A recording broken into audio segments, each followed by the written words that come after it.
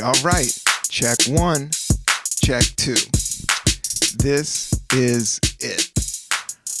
Everybody, this episode is so amazing. It's 220.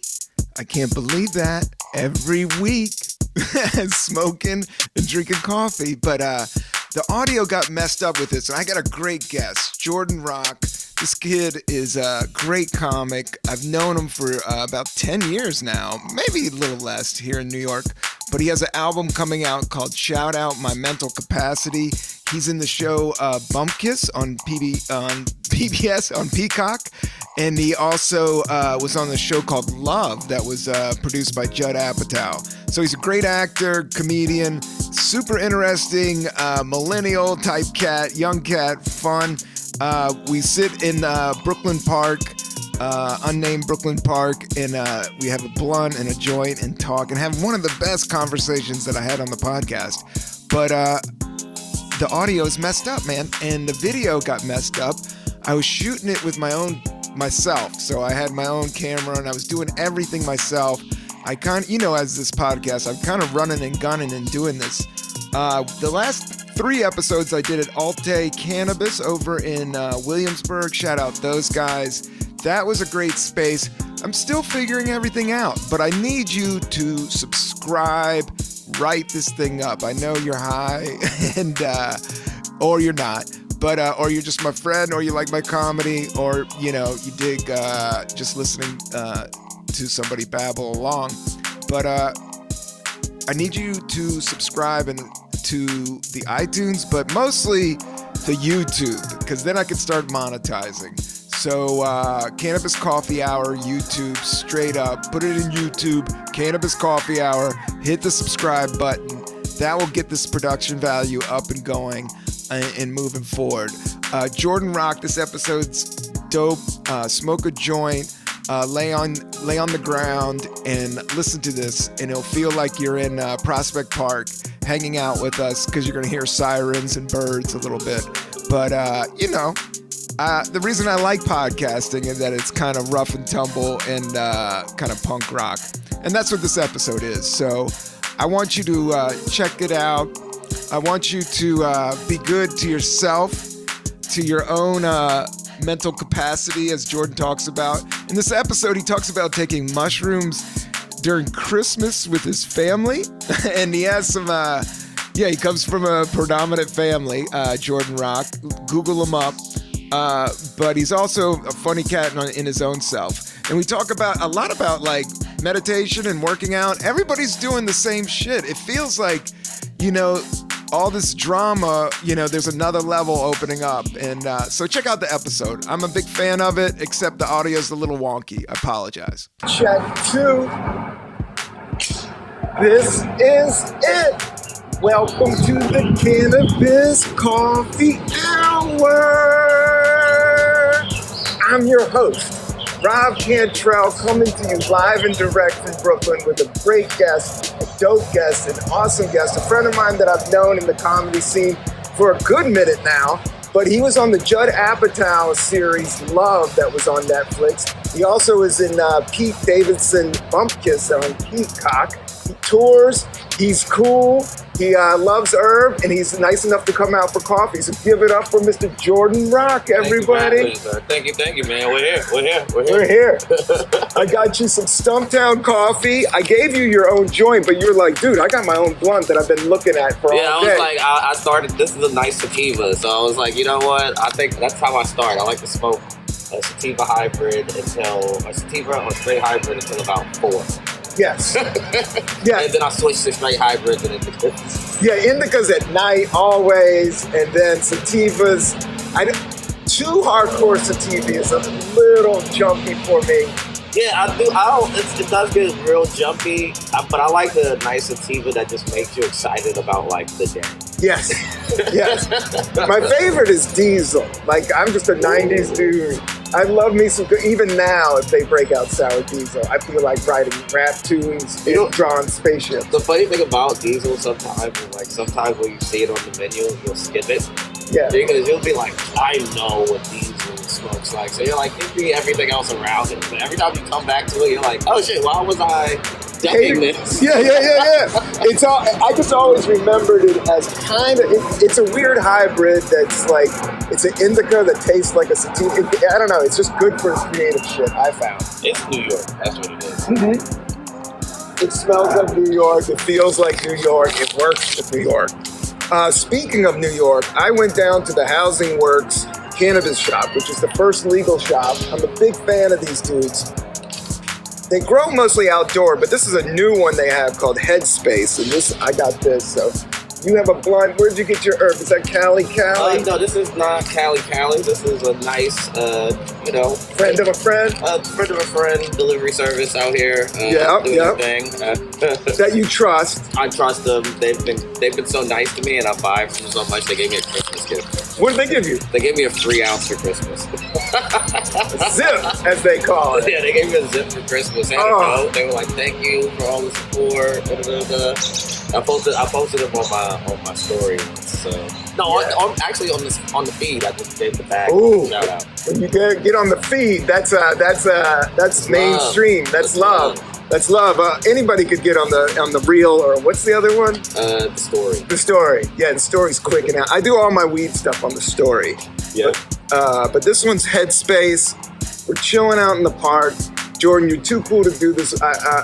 We used to do a bunch of sets at the comic strip, I think right when you were starting out. Yes. And you've been doing comedy now for a few years, more than a few years. You're a seasoned comic now. Like when I see you around, like you headline. You also do big shows with Pete Davidson. How's it been headlining compared to doing Pete? I've done both. I toured with Tracy Morgan, and then I also have gone on by myself. And they both got pluses and minuses, On the road with Pete, I don't think as much. I don't know. I don't have as much time. It's always a bunch of us. Like we're on the road with everyone. There's usually like 3 or 4. It's like 3 comics before Pete, so we're all like 10, 12, like 15. We like stretch. It's like we're doing city spots. Yeah. But when I can do my own show, like I said, I get to relax. There's no rush. I enjoy that. I'm about stamina these days, not about like sitting. Yeah, you've always had kind of a more laid back style, and also just and that is like when good art. I've learned with meditation, when you're quiet, like you can let the real shit kind of flow out. Yeah.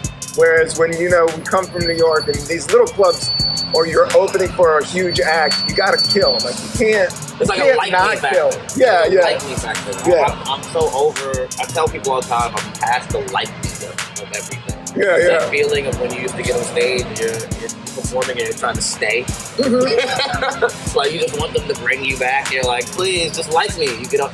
It's like it just takes over everything. But that gets you away from the actual art of actually figuring out what you want to talk about and setting things up. So yeah, I'm trying to change my relationship with the audience. Yeah. I feel like there's not a question there's not a question about joke writing anymore. It's a question if I can write a good joke. Yeah. Now it's about writing jokes only I can. Yes.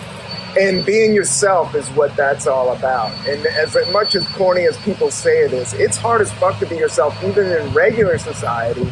And then to do it on stage, it's a tricky thing to be completely yourself, It is, especially in a city where you're watching people move and do things quickly. You kind of get antsy and impatient. You're like, I need to do some of that, or maybe I need to do this, and you get away from yourself. You might be doing other people's stuff.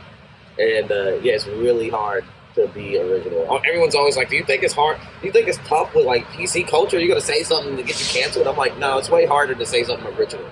Yeah. Than it is to say something that everything has been said. Yeah. There's so many comedians, there's so many artists, and but that's when it goes back to you.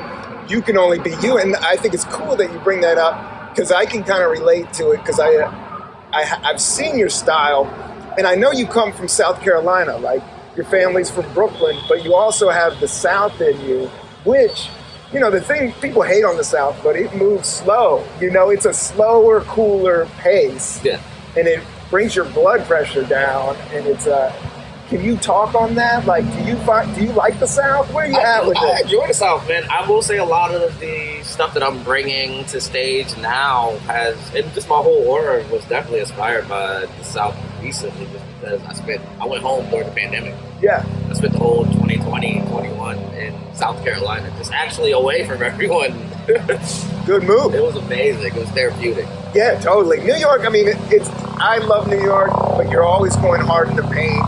And it's, the South just makes you step back like 3 steps. And that's when you can really be yourself. Yeah. I went home to South Carolina during the pandemic. I saw my homies that I used to hang out with in high school, and I was like, oh yeah, all right, cool. Like, I'm doing good. All right, cool. Like, I can relax. Like, whatever anxiety I had that I wasn't on the right track or doing the right things, I'm like, okay, I see, clearly doing it right, and I just got to relax and not be around anyone. Because, like you're saying, when you're in the city, it's a lot. You see a lot. You're like, I gotta get like this. Maybe I have to do this. And I loved being in South Carolina for almost a year because there was nothing. I didn't see anybody doing anything I wanted to do. What do you mean? Like Walmart or everyone's like, yo, we're going to a party. I'm like, I'm not coming to a party, man. Yeah, we're doing this. I'm like, it's not. No, it's not. Yeah, it's fun. No, it's not that. Not during the pandemic when I'm supposed to be in quarantine. I think I could sit here. Yeah, I mean that you do have a different aspect, and that's cool because it is showbiz against regular life, and showbiz life is stressful. Like, you're judging yourself against Pete Davidson's fame and your peers, and you see people making crazy money, and then you go back home and it's cool. But those aren't showbiz cats, so it's like no, they don't know about doing shows in front of thousands of people, or having a green room full of weed, or going to see a rap show and standing backstage because you know a cat that knows the manager. Like, that's the cool part of showbiz. Wouldn't you say? Yes, those are all perks. Those are all. It comes with a lot of pain. Don't get it twisted. It's not an easy gig. No, it takes years to even meet those type of people and get it up and just to even. It took me like 3 years to know how to hang out with comics. Yeah, it took me a while. Yeah, it's a different vibe. Yeah, it took me a while to hang out with comics. Well, even just comics, and for me, I feel like I had to gain everybody's respect. So it took me a longer time to actually be friends with everyone. Yeah. Because they were like, all right, of course you want to do comedy, but yeah. Who cares? As you don't know, as everybody, I don't know, but I didn't want to lean into it too hard because I think you are your own dude. I've always been a fan. I brought you in at high times. Yeah, back in the day, early days. Yeah, and I was like, this kid's cool and funny. But yeah, Chris Rock's your older brother. Tony Rock's your middle brother. Gerard Small is like second cousin. And I am the most important one. Yeah. I'm the guy that when you can't get all of them, call me. No, don't put yourself down, Jordan. Don't put yourself down. What I was going to say, you're the little brother vibe. That's what I was going to say. I'm the little brother vibe. I'm definitely because you're happy, go lucky, goofy stoner. You like skating. Like you are out there in a cool way. And I get the same thing. And I was going to kick this to you. I'm the little brother, and I'm the youngest in the family. Like, we're the ones that make everybody happy when shit is wrong. That's his vibe. So I'm saying, don't put yourself down, man. I'm definitely as the youngest. I'm so young, and there's such an age difference between everybody. I got to see everybody fucking. Yeah. So that is true. My whole goal in life is I'm just gonna make sure I don't do anything. Yeah. Like, I just want to make sure I don't say anything to you that rub you the wrong way, or any decade-long grudge against me. I'm just not gonna do anything. No drama. Yeah, I've seen you move, and you don't drama out. You don't really hang on to shit. You're just like. And you hang out with everybody. Like, I've seen you hang out at the Stand. I've seen you hang out in Brooklyn rooms. I've seen you hang out in urban rooms. Yeah. And that's a cool way to move. Everybody has to be like, yo, I just saw it. Yeah. That's it. Everybody just has to be like, I just saw it. But yeah, I definitely do. That's working. Yeah, you're right. That is when you're around. I definitely agree that I do have a little brother vibe. Because for sure, sometimes in comedy, like a lot of like my peers, they'll be like older comics, and they'll be like, mentor me. Yeah. I'm just always like, Yo, that's my brother's friend. I want to hang out with you guys. You're like my brother's friend. Yeah, I never met. Yeah, you had your own space and you knew what you were doing, and you were 100% about being a comic. Like, Yes. all day, every day. Yes. In a very positive, cool way, man. And that's hard work, man. Yeah, I'm still about being a comic. All that, but I was like innocent at the time. Like I didn't know. I thought everything was together. I thought everything was hand in hand. I thought being a comic meant being an actor. I'm just being learning that. Like, being a writer. Yeah. I thought they were all one until I lucked up and became, started booking acting gigs and realized like, oh, they're completely separate. Like no one even cares. It's like I thought they were gonna feed off of each other. It was like, no, they're two separate things. Yeah. It's a whole different world, man. Both of them, like writing is hardcore, and then acting. I just did some acting. I like acting. I wasn't like a theater kid, but as many years of comedy has gone by, like those gigs are kind of sweet. Comics rag on them, but they're good gigs. I enjoy acting, man. I it's didn't fun. understand when I first went to set. I didn't understand telling a joke and not getting an instant reaction. Yes. That was tricky. Like when I went to set the first time and I'm improv and I'm throwing out bangers and I don't hear anything. But once they said cut and everyone's like, oh, that's hilarious. I was like, oh, okay, jokes are jokes. Like everyone can hear the joke. And I also like just coming in and helping people tell stories and stuff like that. So that was a good switch. But It's a different pace. You're right. It's a different pace when you do acting. And what I've learned, like watching myself do it, you really got to slow down. With stand-up, we're making face moves. We're talking, we're spitting, we're drooling, we're yelling, we're screaming. But with acting, you kind of have to sit in the scene and just like play it out. Acting is reacting. Yeah, reacting. Yeah. It's really that's really it. Yeah. Which is it's kind of like Tai Chi in some ways, I feel like, but acting, I will say on-screen acting helped me on stage too, because Yes, I would agree. I had to stick landings on jokes. Like, if I'm upset, I have to convey that. I should be upset at the end of this joke. Yeah, put some emotion into it. Yeah. Give him a show a little bit. You gotta, if you're gonna, I do act outs. I never thought it was corny. Like with stand up, like, you gotta. Sometimes in New York, New York comics, they don't like you to be a little too physical. They're like, he's humping the stool. Which is always funny. You just said it, and it made me laugh. But yeah, it's evergreen. Honestly. It's evergreen. There's certain stand-up. I like old hacky stand-up moves. I did the other night. I did not all the time, but just almost a nod to the comics in the room. Like this one, I go, he's available for children's stories. Yeah, old stock jokes now and then. Not like you don't want to be that guy. Your whole set is not stock jokes. No, it's nice just to know what they are, and it's like yeah. When I realized in New York, like when I was starting, everyone always downs you for pulling out a stock joke. And what I realized is sometimes when you're performing, you'll see the joke. Yeah. And you won't take it. Yeah. Until I realized, like, no, I want all the laughs. Yeah.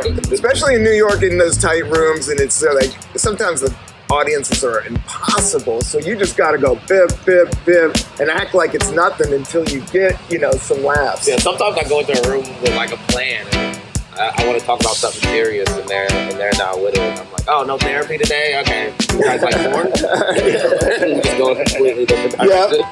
Yep, I did a whole, I was definitely on the road, and I was doing some doo-doo material, like hardcore, and that was getting the biggest laughs. Like, I have a bidet bit, like, and it's just like so, just clean and doo-doo, and it's just like, and everything else was like mediocre, and that thing just popped, and I was like, oh, this is that type of room.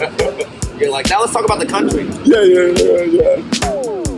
I'm not that too political, but I do get inward. Like I do talk about like meditation and evolving, kind of trippy shit. That's what I'm on now. My whole thing right now, I do like a CBT job. Oh wow! About like cognitive behavioral therapy. Wow, what's that all about? Just like the joke is really like you practice, you isolate and just find what are your negative thinking patterns and negative habits, and practice. Like you got to journal, exercise, meditate. I do mushrooms. Yeah. I was like, mushrooms most important part of the whole process. If you do every step without the mushrooms, you'll be like, this shit not working. As soon as you put the mushrooms in, you'll be like, oh yeah, it's all in. Yeah. No, I was thinking about that, like when Bob Marley was talking about, like he was in an interview and he was like, everybody should be like smoking pot, playing soccer, doing yoga, writing music, or doing something artistic, but journaling, yeah, I do all that, dude. As soon as I wake up, I do the 5 Tibetan rites, which are these stretches, and then I journal, and then I drink vinegar. I drink apple cider vinegar with a glass of water. What's your morning routine? That's what we talk about here at the Cannabis Coffee Hour. Yeah, no, I never had a morning routine until COVID. Yeah. Like, until COVID, all I did before... You lived like a road comic. Yeah. All I did before COVID was wake up. I started getting coffee in LA just so I could have something to do. Just so I could leave the house in, like, the daytime. First, like, when you don't drink coffee... That's the truth. Yeah, when you stop drinking coffee and you see people in a coffee shop, you're like, what are these bougie $5 for a cup of coffee? What are you doing? And then I realized, like, oh, that's a luxury. Yeah. Like, that's like having a PlayStation or something. That's just a luxury to get you to the next thing. Yes. And I started doing coffee. And I'm still doing coffee. I still call it brewing coffee. I'm like, you guys do coffee? Yeah, I did it hardcore. Like after, I didn't stop drinking, but I slowed down and I just switched over to coffee and weed. Which I got a song and stuff like that. Like it's been kind of my vibe. Yeah, my morning routine not till 2020. I always wrote, nice. But I didn't write in a schedule. I had no writing schedule. I say until COVID, I operated at a high level. I was just never professional. I just was never a professional. So I practiced on just being a professional after in 2021. So I wake up, I journal, and I try not to smoke until afternoon. And it's been really, really good. I just started adding how I work out. Nice. I started I don't even have a gym membership. I just bought the weights and a mat, and I just go in and knock out the routine. I got a pull-up bar I found on the street that you put up on your door. I got that, but I just been doing dead hangs. Oh yeah, that's the best. That's the best. Yeah, I do. The core is going crazy. Yeah. Amazing, stretched out. Yeah, it hurts for a minute, but then you get off of it and you're like, whoa, I think that just jacked up my heart for a second. Like, it was awesome. It's only hurting because you fucked up. Yeah, you haven't done, you're soft. But now I can do a full minute. I was doing 30 seconds on the Alexa. You're like, yes, then I do that. But now I can get to a full minute. Like, I try to do 3 of those. Not all the time, but I'm just starting to get to do that.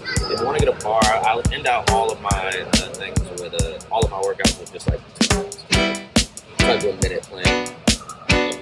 Oh, that's great. Yeah, I'm switching to like.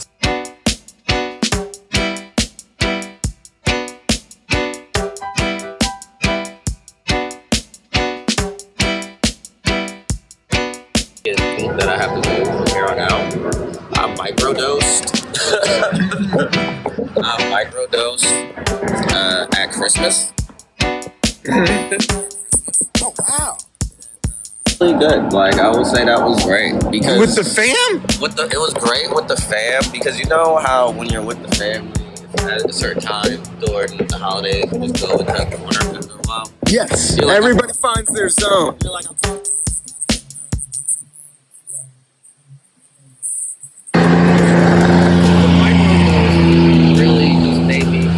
everybody's corner, like, hey, what y'all on? What y'all doing? Like, I was kind of like the life of Christmas. Nice. Yeah, so I'm gonna keep that going. I'm usually the dude that just goes smoke some weed in the corner and plays video games. But now you went and engaged with your family. Yeah, I'm out here like, what y'all in over here? That's very interesting.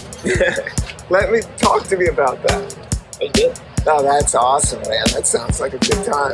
Yeah, that's just, I don't know, it's good to do it for a while, and then I've gone real long breaks without it. The reason I don't do it all the time, sometimes I equated my spiritual enlightenment and my ascension a little bit too much to the mushrooms. Yes. So I was like, I need to chill. Yes, you're right, man. I think you shouldn't mess around with psychedelics too heavy. Like, I've noticed is like if they do eat too many mushrooms, you get a bad trip. But if you do it just organically, it does clear the conscious, or just like clears out your senses. Yeah, I didn't do it for a while. I had a bad trip, man. I did mushrooms and then my mom called. Yes. So I'm sitting in the living room, it's all going great. I'm like, everything is awesome. Then the phone rings, it says mine. I'm like, I'm not where I need to be in life. So I was like, I gotta take some time off. Yeah. If the turns are happening this fast, man, we need to figure out what's going on in our real life. Yep. Yeah, there's real time and then there's psychedelic time, and sometimes those two, it's just. And psychedelic time I feel like psychedelic time is real time. It's how Yes. the world could work. Yes. And then when you come back, you're like, nah, that's not what we built. That's not what we're working with right That's here. not what we built. Like, we could be better humans, but Yeah. nah, not in this. Right. Not what's going down. Yeah, it is what it is. You got to make bills. You got to make rent. It's just, and people are rough out there. Yeah, And, that's what I realized. We all want to relax, but you do have to. What I've realized is the more I journal, it's like it just takes a lot of focus to get stuff done sometimes. It's hard focus, man. A lot of people just put their head down and go. Yeah. And they just take over. They have it, but there's another second level. You gotta Yeah, if you could just go slow, you could do everything without the stress. I know, it's all about not being stressed. It's all about letting go of this being scared moment. Yeah. And that scared moment freezes you up and makes people, make decisions that aren't, themselves. Get a little manic. Yeah, you get a little manic, you start double guessing, and then, but if you just flow with it and let it go with it, I love smoking, but at the same time, meditation, like I can take it both ways at this point. Like I like meditating just as much. Yeah, meditating feels like, I like meditating because it feels like I took a little bit of acid.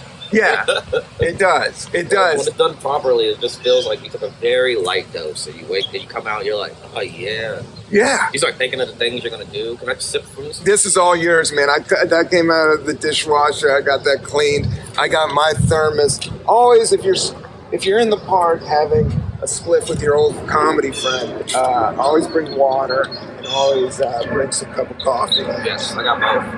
I just realized I was full of caffeine. Yeah, you got it. You got it. One time I did this shit show, and I didn't have access to the water. And towards the end, I was like, yeah, coffee is.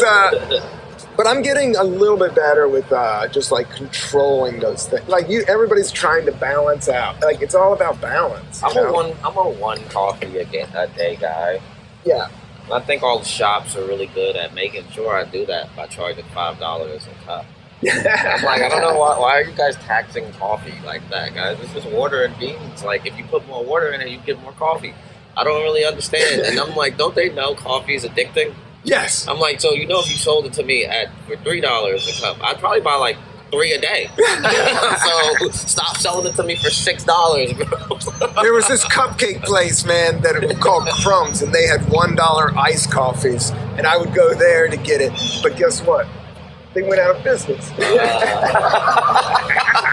guess it's not a good business plan like No, but at the same time, no, their cupcakes weren't that good. Yeah, they were too sugar. Yeah, they were good, but yeah, I think they went too big too early. They were great. They were great. That was a good, I always loved going to a Crumbs and hanging out and writing comedy. I bring my notebook. Yeah, speaking of that, when you go write comedy, since this is a comedy podcast too, do you go to you ever do the coffee shop? Right? Yeah, I love coffee shop, right? I like a nice small coffee shop where you can tell everybody's vibing and taking their time. When I'm on the road, I kind of look for coffee shops. I can write at home a little bit, but I have to get out after a while. Yeah. It gets stagnant when you write in the same place, and getting out somewhere with your notebook. I mean, that's what I found. That's why I like the Cannabis Coffee Hour. When I started in San Francisco, that was the beginning. I haven't done it in a while. What's the Cannabis Coffee Hour? That's what this podcast is. Oh, nice. I thought you said it in San Fernando. Yeah, I guess that was my beginning of love of comedy, is going to the coffee shop and writing in my notebook. Okay. And just like right? Do you do on laptop or your phone? No, I'm a dope book, man. I'm good. I need my You're stuff. Manila. What is it? Manila. Millennial? You're a millennial? Yeah. I guess I am. I guess. I'm 91. Yeah, that's all right. But you do notebook. Yeah. Yeah, that's dope. Yeah, I need my thoughts to exist in the real world. Yes. I need them to exist outside of my head in the real world. Like, not on like a screen, not in anything where they're like taking my words and then trying to sell me stuff on Instagram. Like, I need it to not, like. Yes. That's why I play guitar badly. Anything that's not, I still have a pencil sharpener that you crank. Oh yeah. Anything that's not the internet is kind of dope right now. Yeah, I love, like, everyone keeps on thinking tech is going crazy. It's going crazy. But what I think what's going to happen, I think kids make everything cool. Yeah. Kids know when things aren't authentic. Yes. And I just feel like there's going to be a generation, might not be this one coming up, might not be the next, but it's going to be the generation that sees all the problems that we've had from just looking at our phones and like neck problems, finger problems, blah, blah, blah. And they're going to be like, yo, this shit's corny. Yeah. And they're going to go back to living in reality. Yeah. Anything in nature I love right now, especially being in the park. It's just like anytime you can get to like tech. I love writing, color. Like I got a bunch of Sharpies. I try to do graffiti. Love to do a little bubble letter, but I also draw birds. Yeah, I love drawing, and anything that's not the computer, I guess, is like something I dig. I stay off the. I don't even get on my laptop unless I'm like writing. Unless I'm writing long form, I have to, fill out something. I don't really get on my laptop too much. Just I love YouTube though. Oh, YouTube's on TV. Oh. I pay for YouTube. Oh my god. Oh yeah. I pay. I just want it to slide. I don't really see Oh any my commercials. god, good. But But I've seen that. I've gone to cats' home and they're mostly got YouTube on the joint and they're moving around. Yeah, because now that I was thinking about that, like we have so much selection. Like it's no longer, it's like corny to say this is that type of cat or this is that type of cat or like everything. There's just so much out there that you can pick wherever you want. That's what's kind of cool about the internet. Yeah.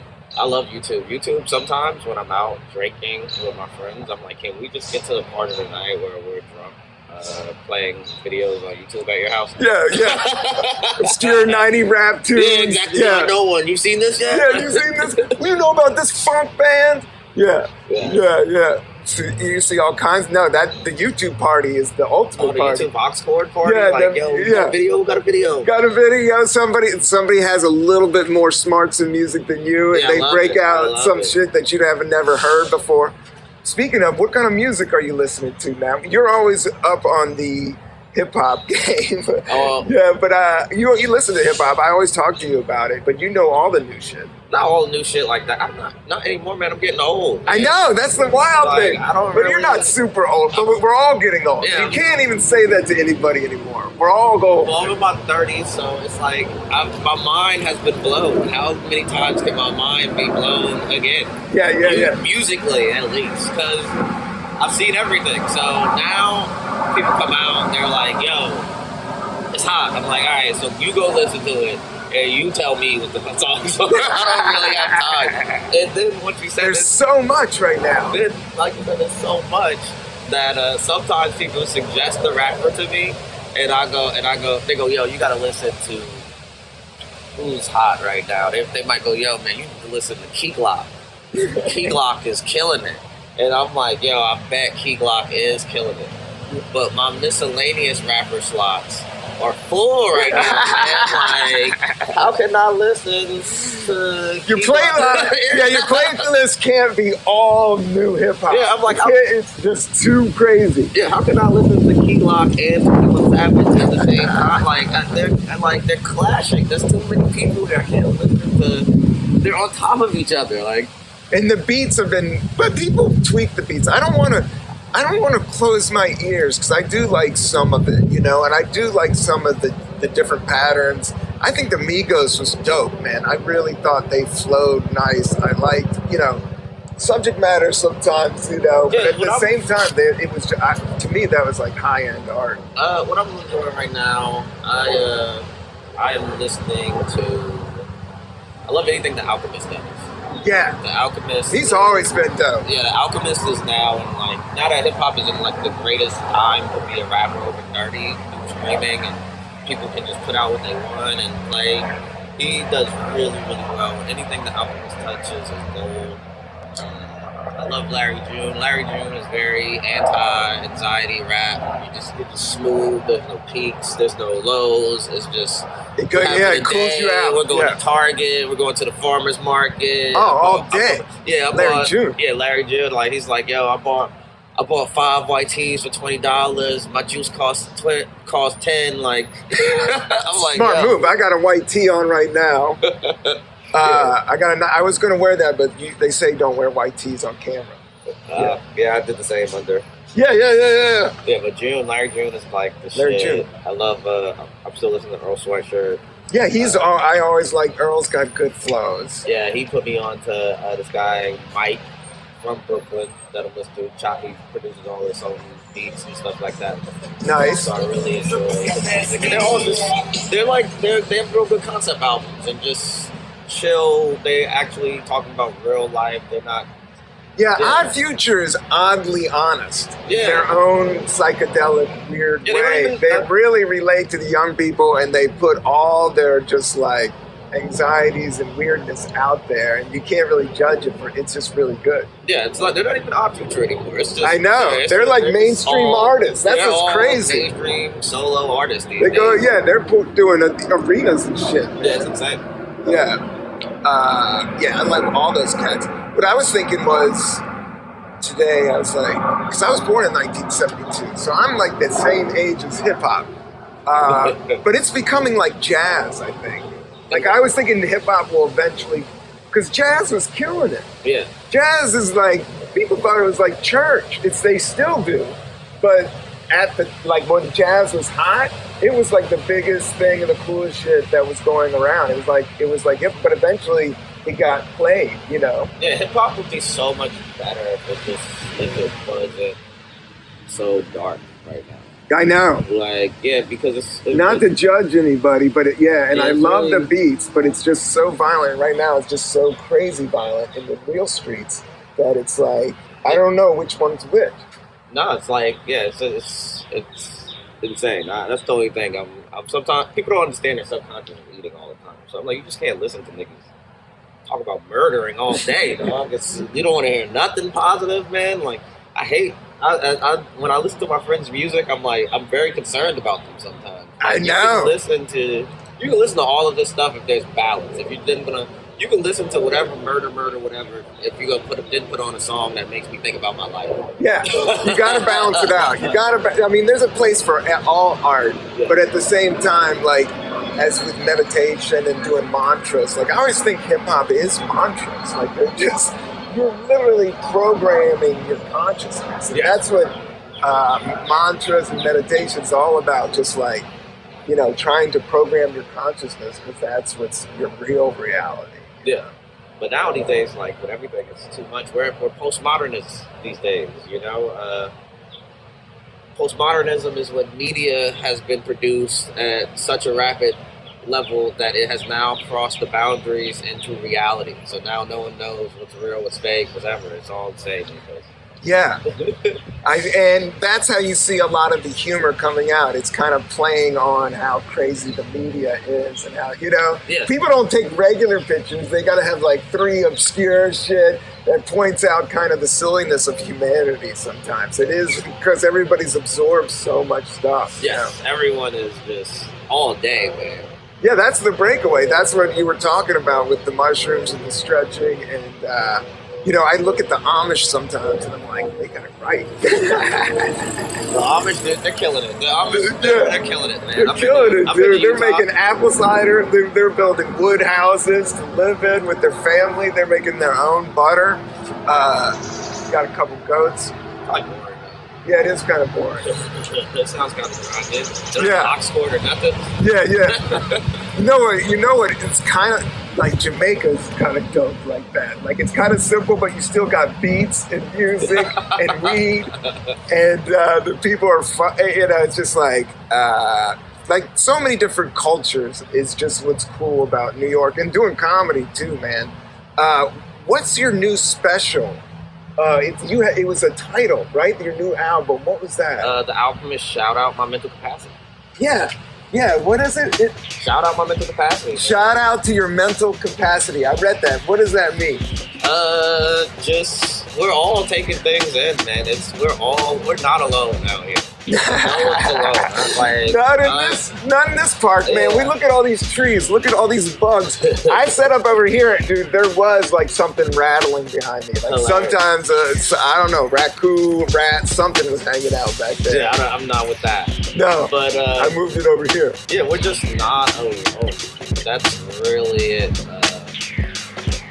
That's like I'm leaning into the sublime these days, like the unsaid. But that's cool. Everyone is in therapy. Everyone's facing depression these days, but we're all looking at the same thing. And I know a lot of people feel alone, and that's why they go to fighting these things. Yeah. And I feel like we should all understand that now we're all dealing with it in our own way. Like just because you don't see this person like upset or like stressed or how they're carrying themselves, they still might have just different coping mechanisms. That's why in the album I talk about CBT and stuff like that.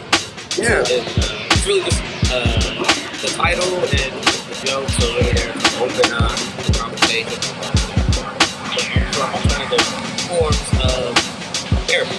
That's awesome, man. That's what's cool about young people, and right now people are really open. As much as people are like, oh, it's shitty and everything's falling apart and we're going to explode, it's like people are really opening up about mental illness and their real, true depression. I love people talking about it. I love people being more honest about it because it makes us look at ourselves. Anytime going inward instead of outward, when you start clinging to outward, it's like, it's crazy.